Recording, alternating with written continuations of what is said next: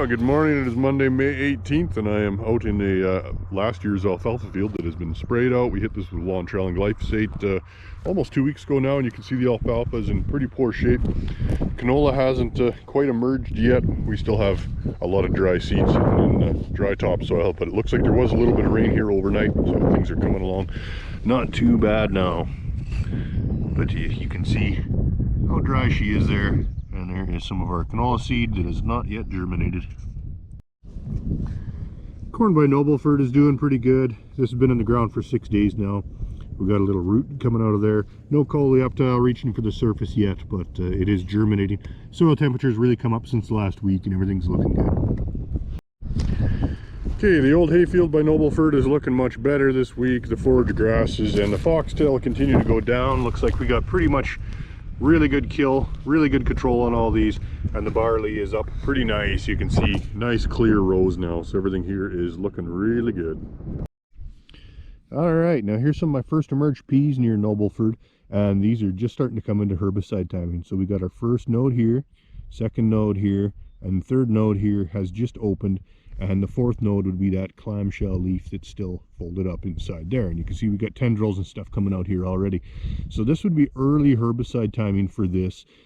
Generally herbicide timing for peas is going to be 3 to 6 node stage. So it's a fairly narrow window, like they'll move through it in a week, week and a half of good weather. So this field I would recommend should be sprayed probably later this week after our weather event we're supposed to be getting tomorrow.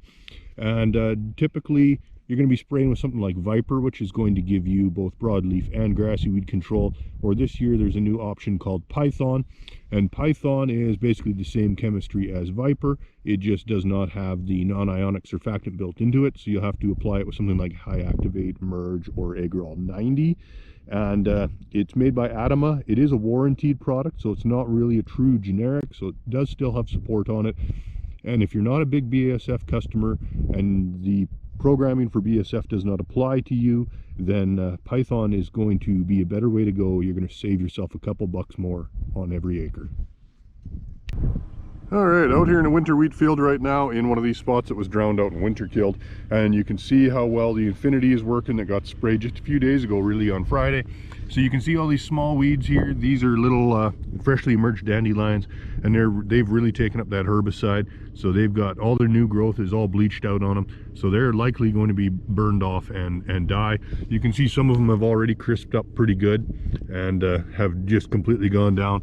Whereas some of these bigger dandelions, you can still see all the bleaching and stuff on them. But if these were a fall germinated rosette, that root might be established enough that we're going to have a hard time killing it. So those might grow back. But a lot of these smaller weeds are going to be just absolutely toast. You can see here we got some buckwheat, and this is just completely crispy already. These are just totally done. So everything here is looking good so far, but it's still early, and we'll see more damage in a few more days.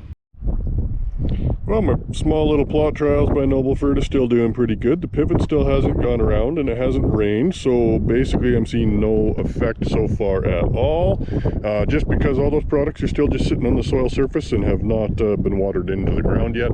So, and the pivot track has not gone through them yet either, so I can't tell anything about that, so we'll see. Good morning. It is Wednesday morning by Nobleford, and as you can see, it is raining, and it's raining hard enough that this is only about the third time in 3 years I've actually worn a raincoat. So things are looking pretty good here right now, but as you can see, we still do not have wonderful moisture. We are still dry underneath, so you can see we haven't had that much moisture penetration yet at this time. But hopefully it's supposed to continue all day and even maybe for the next 2 days, so hopefully we will get some good enough moisture in the seed row to get some of this canola germinated and out of the dry soil that it's currently in.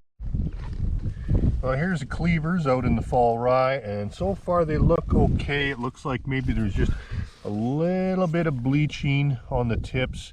I don't know how well it's showing up on the camera, but just a slight color change after a couple days of Infinity, so we'll see how these develop over the next week. Well, how's this for a dirty field? Wherever you can see these patches of weeds here, you can see the crop has been quite suppressed. This is fall rye, and yeah, she's growing pretty thick in here. This is all buckwheat here, some kochia, lots more kochia, big carpet of it. And there's quite a few lamb's quarters in here as well. Some of them are starting to get to the 4-leaf stage now, so they're starting to grow in a hurry. Well, a couple hours have passed and it's still raining, a little bit harder now. Soil's just getting to that point where you're starting to, your boots are starting to weigh 5 pounds apiece. But underneath you can see she's still dry, so we need more. Keep it coming. Just checking out a field of winter wheat over by Picture Butte, and it is looking pretty good. This field was so clean, it actually did not need a herbicide this year, so that's the advantage of doing silage of different crops over and over and over. You really get your weeds cleaned up in your fields. And because we didn't do a herbicide, we decided to do an application of ATP relief in here. So that gave the crop a good shot of both micro and macronutrients. So we'll see how she develops over the next week or two.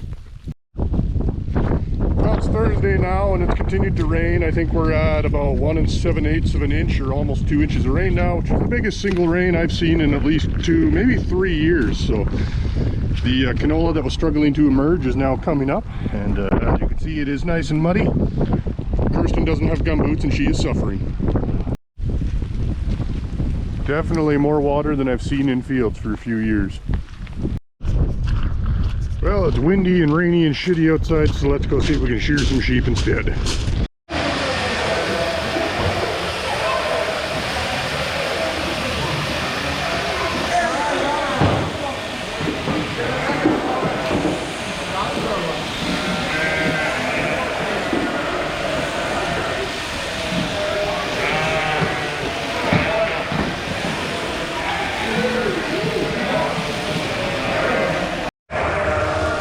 There's the sheep pen down there.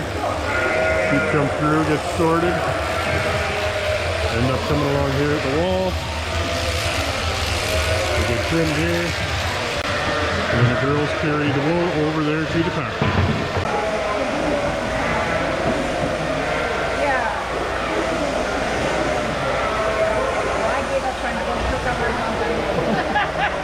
Alright, and that hydraulic ram presses it into these bags to get sewed shut, and this is how it is shipped from here. And there is the sheep once they've been sheared.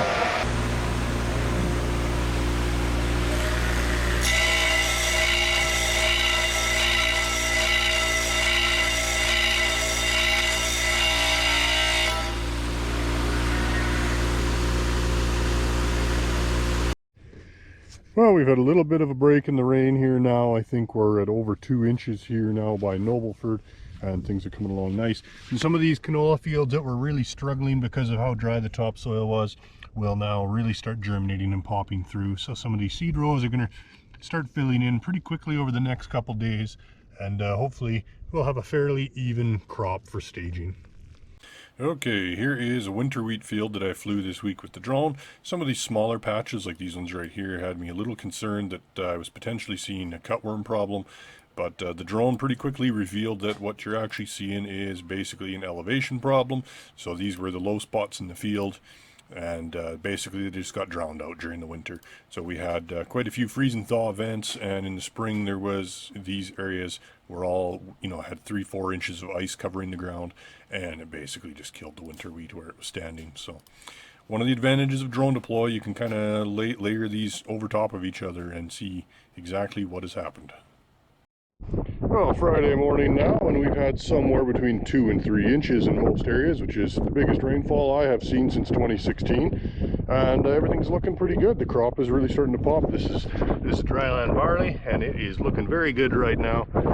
And in a couple days of warm weather, we're going to see the crop and the weeds respond to this moisture and really start coming. So make sure you watch next week. Thanks for watching. Like and subscribe, and we'll see you next week.